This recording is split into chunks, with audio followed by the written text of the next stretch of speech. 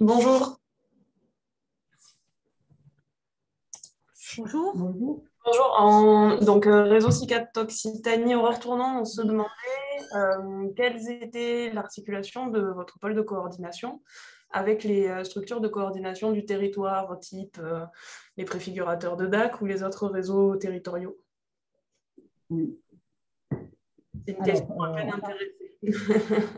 Pardon? C'est une question à peine intéressée.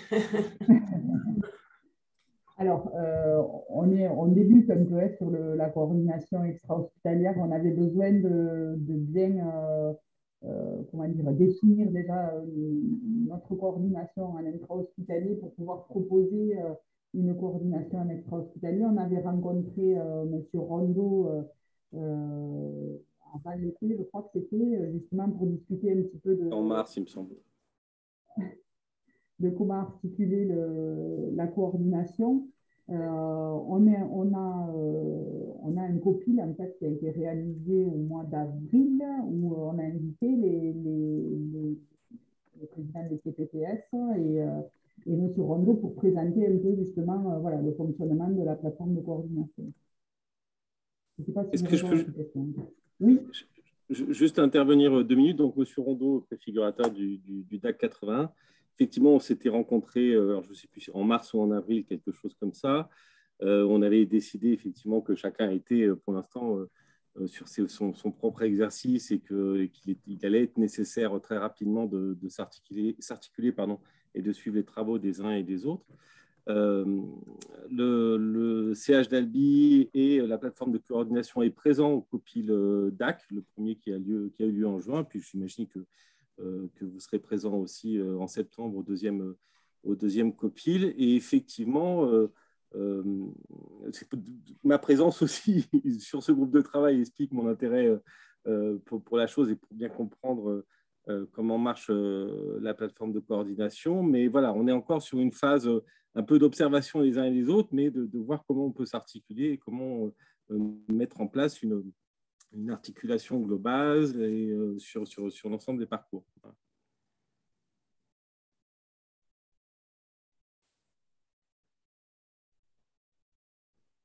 Merci.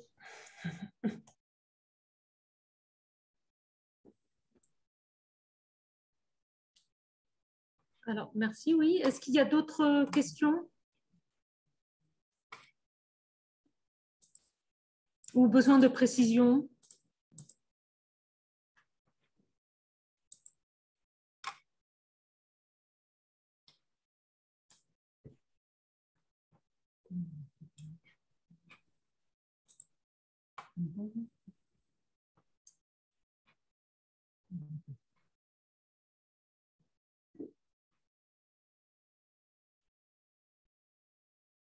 Non, pas d'autres questions. Bon, ça devrait être très clair. Ah, un message.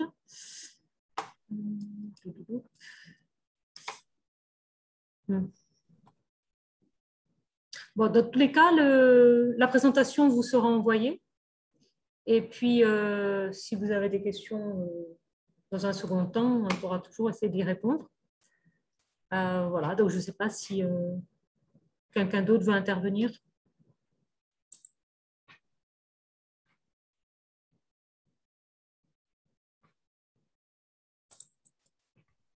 Oui, bonjour Charline Laurent. Je suis coordinatrice d'un réseau de santé dans l'Aude. J'avais juste une question tout à fait, juste pour un peu d'historique. Comment est arrivée cette idée d'espace de coordination au CH d'Albi? Et est-ce que c'est quelque chose qui se fait dans d'autres CH sur la région? Alors, je vais d'abord répondre à la première question. Donc, c'est un projet d'établissement en fait, qui était porté par notre directeur. Ce projet a été validé il y a 1 an et demi à peu près. Donc, après, il a fallu monter le projet et l'intégrer à l'hôpital. Et ensuite, ça répondait à des politiques de santé aussi, voilà, dans le cadre de santé 2022, mais on est parti aussi de nos expériences de terrain. Moi, j'ai été cadre 3 ans aux urgences, donc j'avais une image en fait en tout cas nécessité d'améliorer les flux aux urgences. Donc, cette volonté de créer un espace de coordination pour fluidifier aussi un peu les urgences et avoir moins d'entrée directe aux urgences. Voilà, mais c'était vraiment un projet d'établissement au départ. Je ne pense pas que sur en tout cas sur le bassin Tare-Nord et Tare-Sud, il y ait d'autres plateformes de coordination dans les centres hospitaliers. Par contre, on travaille quand même en relation avec les bed managers sur le territoire. Les bed managers des autres établissements sont en lien avec nous pour plusieurs choses. Et en intra-hospitalier, ça je ne vous l'ai pas trop dit tout à l'heure, mais l'avantage d'avoir la plateforme en intra-hospitalier, c'est qu'on fait appel à des ressources qu'on a, nous, dans l'hôpital, qui peuvent nous aider. Par exemple, sur le parcours handicap, pendant la crise Covid, on a pu faire intervenir des médecins qui étaient sur le centre de vaccination pour donner de l'information à certains établissements qui étaient dans le besoin. On organise des visios en fonction en fait, des demandes. Voilà. Sur la plateforme personnes âgées, il y a eu beaucoup de questions aussi sur, au début de la crise sur les PCR, comment on s'habille pour faire les PCR, quand est-ce qu'il faut les faire. On a répondu à des besoins d'information aussi voilà, pour certains établissements. Mais je ne connais pas d'autres structures identiques à la nôtre dans des établissements de santé.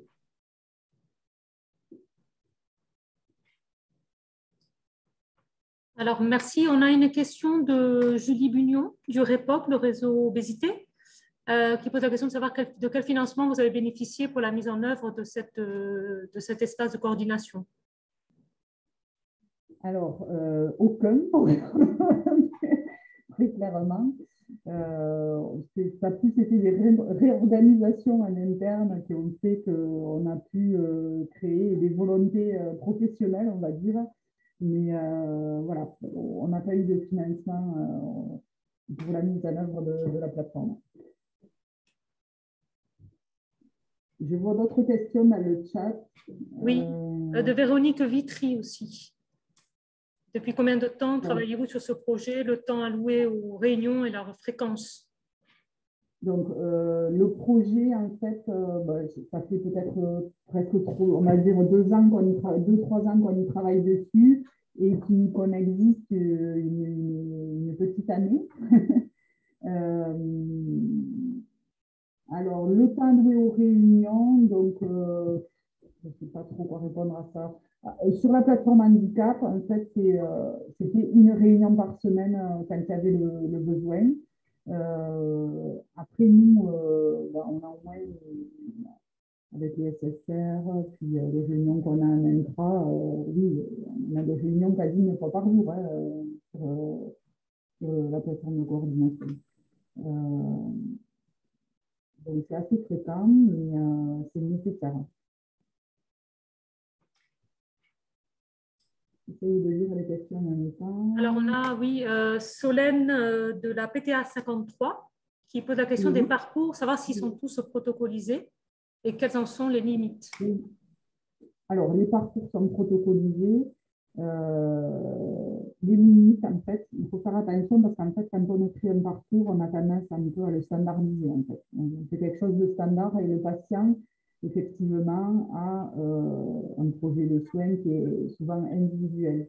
Donc, on part du parcours, mais on s'adapte un peu aux besoins du patient et à son projet de soins, en tout cas à son projet de vie. Et c'est vrai que parfois, du coup, ça peut le faire sortir du parcours parce que voilà, ça peut ne pas correspondre à ce patient-là. Mais c'est là l'intérêt d'avoir une cellule qui évalue. C'est-à-dire qu'on a un médecin coordinateur qui va être à même avec l'infirmier de dire, ah ben non, là, au niveau social, voilà. Si on n'est pas arrivé à lever certains verrous, parfois, voilà, la prise en charge, et du coup, il va rentrer dans le panel des patients qui sont des cas complexes, finalement.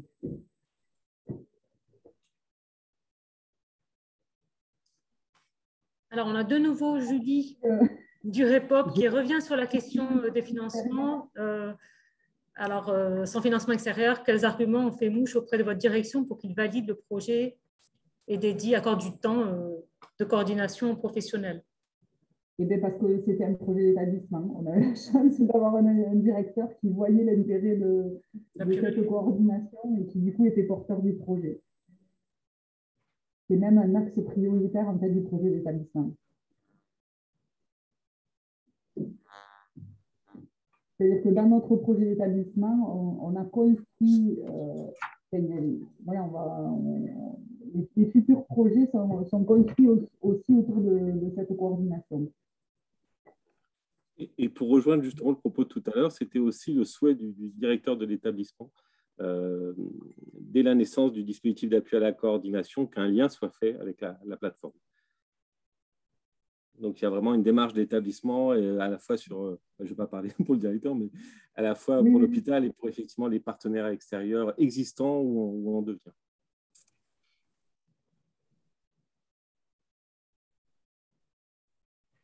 Alors, avez-vous eu des difficultés à fédérer aux leaders un projet comme celui-ci? Alors, tous les participants là, dans la plateforme de coordination ont fait le choix d'y être, donc il n'y a pas eu de difficultés à fédérer. Après, dans la communication, il faut bien expliquer l'intérêt en fait, de cette visibilité des parcours à chaque acteur, donc c'est ça qui est important. Et ce que je vous disais tout à l'heure, c'est un peu un travail de fourmi parce que quand je dis qu'il faut aller sur le terrain, rencontrer les acteurs, recenser les documents, c'est parce qu'il faut, pour pouvoir embarquer les gens, aussi tenir compte du travail qui a déjà été fait. Si on arrive avec nos gros sabots et qu'on dit, voilà, ça va se passer comme ça, on va faire ça, ça ne fonctionne pas, quoi. Il faut vraiment partir de l'existant et voilà. Comme ça, on arrive à fédérer les gens autour du parcours de soins. Mais ça peut être une aide aussi, hein, ça peut prouver qu'il y a un besoin à un endroit en termes de ressources humaines, ça peut prouver un besoin en financement, voilà. Donc, c'est plutôt positif quand même hein, comme démarche. J'avais une question par rapport à l'impact de la crise sanitaire, justement, sur le fonctionnement que vous aviez prévu, réajusté, comment ça s'est passé? Alors, justement, effectivement, la crise sanitaire a un peu freiné. Alors, en fait, on se transforme quand on est en crise. La plateforme de coordination, d'un coup, devient la cellule qui a même de gérer les problématiques du moment. C'est-à-dire que tout le travail de fond est mis en suspens. Et voilà, c'est ça qui est un peu difficile. Mais si vous voulez, par exemple, la rédaction des parcours, quand on est en période de crise et qu'on a beaucoup de gestion de vie à faire, il faut participer aux commissions des séjours longs, voilà, il y a un travail de fond que voilà, on met un peu en suspens et parce qu'aussi on a des difficultés à rencontrer les acteurs, hein, à aller sur le terrain, les voir, à aller voir les acteurs en ville, à l'extérieur. Quand on est en période de crise, c'est plus difficile. Hein, on est un peu freiné là-dessus. Mais d'un autre côté, c'est un espace de coordination qui a une capacité à s'adapter rapidement, en fait, rapidement à un besoin. C'est-à-dire, voilà, Madame Baxelaire, elle a participé à la création du centre de vaccination sur l'hôpital d'Albi. En fonction d'un besoin, parce qu'à un moment donné, c'est identifié, on arrive à extraire les personnes qui font partie de cette cellule pour travailler dans certains domaines. Et aussi parce qu'à force, on a développé chacun des capacités à organiser rapidement des projets, à rédiger rapidement aussi des procédures. Voilà, ça aide pour mettre en œuvre des choses.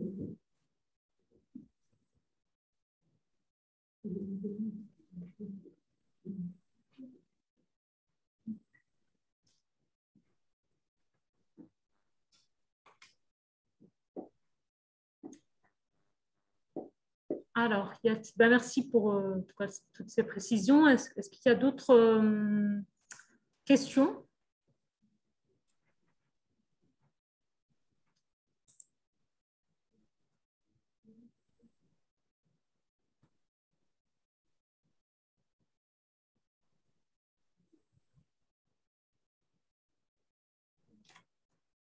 Peut-être sur les parcours, est-ce qu'il y a déjà des cartographies de parcours qui existent où vous travaillez une cartographie des parcours, c'est ça?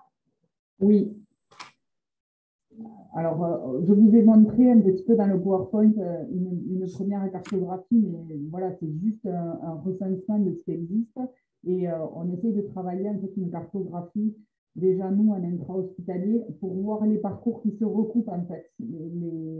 Certains parcours, en fait, on recoupe. Par exemple, dès qu'on va avoir recours à de l'imagerie, on va se rendre compte voilà, qu'il y a des choses qui se rejoignent. Mais c'est un long travail et on essaye de le faire pour que ce soit lisible et simple. Donc, là, c'est toujours pareil, on part de l'existant, on a une espèce de code couleur en fait à l'hôpital avec des bâtiments et des secteurs et on va partir de ça, de ce que les gens connaissent pour pouvoir identifier les parcours de manière plus visuelle, on va dire. Voilà.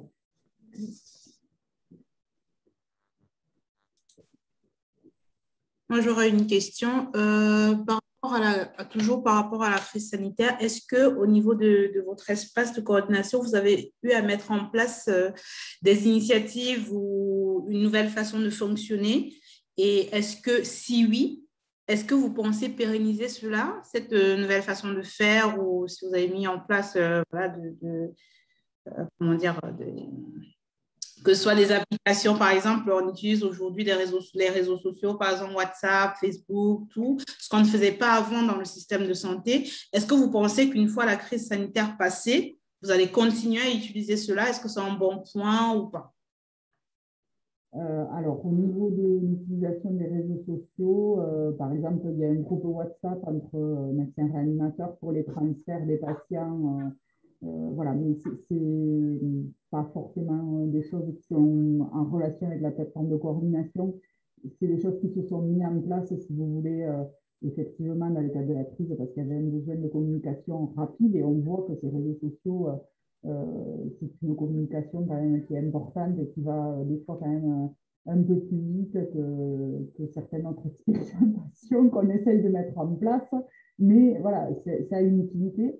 Après, oui, je pense que c'est des choses qui vont rester. Effectivement, quelque chose qui fonctionne, on a du mal à s'en passer. Donc, voilà. Mais nous, dans le cadre de la plateforme de coordination, c'est plus en termes de réorganisation interne, en termes de redistribution de ressources humaines. Par exemple, pendant la crise, on a eu un besoin en termes de gestion de vie qui était important. Donc, on a mis plus de bed managers dans la cellule pour pouvoir avoir une meilleure gestion des lits et plus d'échanges avec l'extérieur. Notre bed manager, il participe à des réunions avec les SSR, vous voyez, pour fluidifier un peu les lits d'aval, parce que sinon, on est vite embêté. Et voilà, et après, je n'ai pas eu cette question, mais il faut quand même se dire que la coordination, ça débloque certaines situations. Après, ce n'est pas la solution miracle à tous les problèmes. On va parler des problèmes, par exemple, d'ambulance. On a des difficultés, par exemple, sur certaines sorties. Voilà, ça ne résout pas tous les problèmes. Mais même si ça en résout que pour 2 patients sur 25, dans un service, c'est hyper important. Donc, c'est forcément un plus, quoi. C'est quand même aidant de pouvoir avoir ce recours tous les jours. Voilà. Et en fait, pendant la crise, ce qu'on a dû réadapter, si vous voulez, c'est la présence horaire des gens de la coordination voilà, journalière.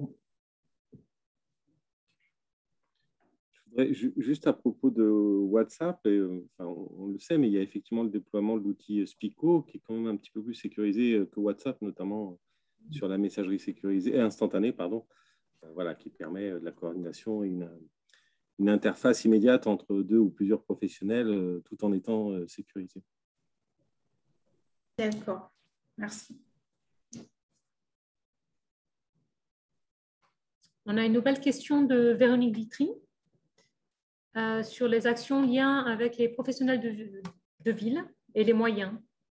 Par quels moyens vous mettez en place ces liens? Alors, les moyens, on a parlé de Spico, mais voilà, on voudrait organiser des visios. Alors, on est plutôt sur des relations avec les CPTS que de manière individuelle avec les médecins libéraux. Ensuite, moi, je travaillais un petit peu avec les infirmières azalées du secteur pour des demandes particulières, mais pareil, hein, c'est quelque chose qui s'est développé pendant la crise et qu'on ne faisait pas forcément avant. Et ce qui fonctionne le mieux quand même, c'est d'aller rencontrer les gens sur le terrain directement, de rencontrer les médecins pour expliquer un peu ce qu'on fait et expliquer les parcours. Moi, ça peut m'arriver de le faire dans le cadre de ma casquette de cadre sur l'HAD.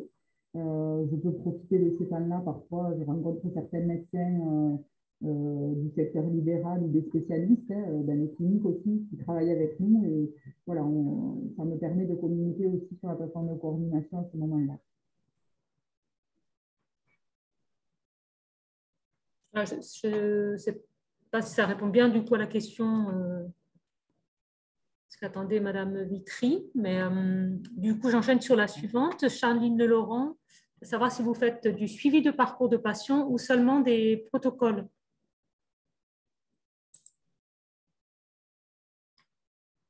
Alors, on ne fait pas de suivi de parcours de patient, à moins que, je ne sais pas, enfin, qu'on pourrait considérer comme un suivi de parcours de patient, ce serait quand on fait les patients traceurs peut-être, mais après, je ne sais pas ce qu'elle veut dire.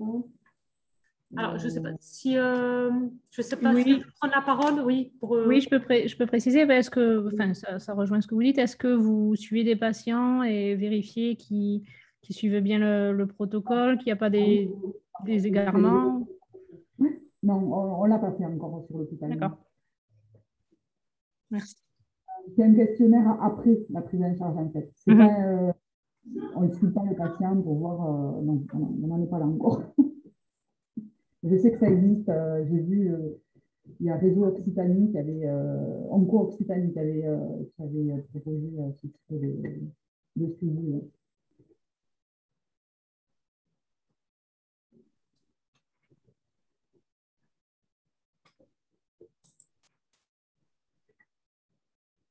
Je vais me permettre une question. Dans le cadre de la mise en place des DAC, est-ce que vous ne pensez pas que votre dispositif de coordination va faire redondance avec le DAC? Comment vous prévoyez la collaboration? Oui, c'est pour ça qu'il faut qu'on s'articule avec le DAC. Après, on est quand même sur une organisation qui tend à travailler sur des parcours intra-hospitaliers et on aura probablement à collaborer avec les acteurs de la ville pour développer l'extra-hospitalier, mais il sera plus travaillé probablement par les acteurs de ville que par nous. Donc, je pense que l'articulation, elle est là. Et, voilà. Et nous, en étant un hôpital, on a, ce que je vous disais tout à l'heure, des ressources en termes organisationnelles et de méthodologie peut-être qui peuvent apporter d'un côté, et les acteurs de ville ont une diversité de prise en charge qui peut nous intéresser, nous, d'une autre. Donc voilà, on a tout intérêt à travailler ensemble sur la coordination.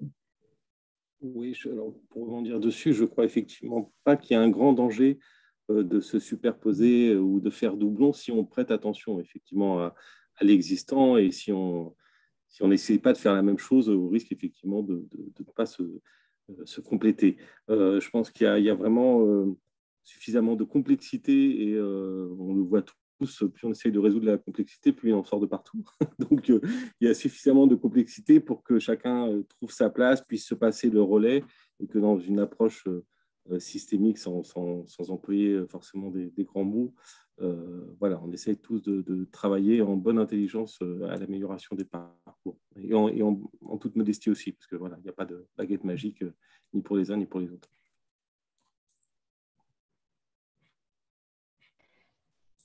Et j'ajouterais du coup, Adeline de Berny, je suis préfiguratrice du DAC en Lozère, j'ajouterais que le DAC a vocation à s'appuyer sur l'existant pour proposer un accompagnement en subsidiarité. Donc voilà, le partenariat est déjà engagé et il me semble que l'un n'empêche pas l'autre et qu'au contraire, le DAC va s'appuyer sur la ressource proposée par le CHDLB pour pouvoir accompagner les publics en situation complexe.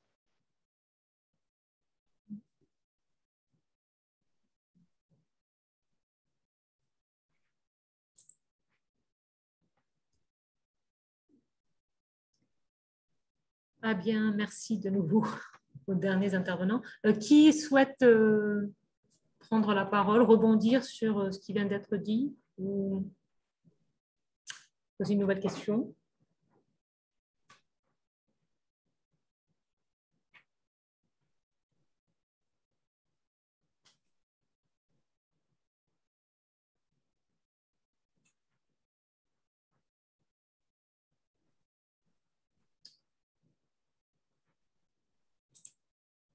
Bon, parce qu'après, s'il n'y a pas de nouvelles questions, ben, on va clore ce retour d'expérience. Est-ce que c'est bon pour tout le monde?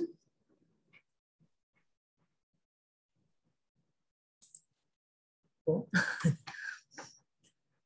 Eh bien, merci à Karine Camas pour cette présentation et les précisions. Merci à tous les participants et puis bonne continuité. La journée n'est pas finie. Et peut-être à demain dans un nouvel atelier ou retour d'expérience.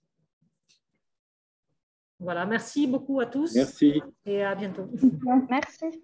Au revoir. Merci à vous. Merci, au revoir. Et merci à Madame Camas. Merci.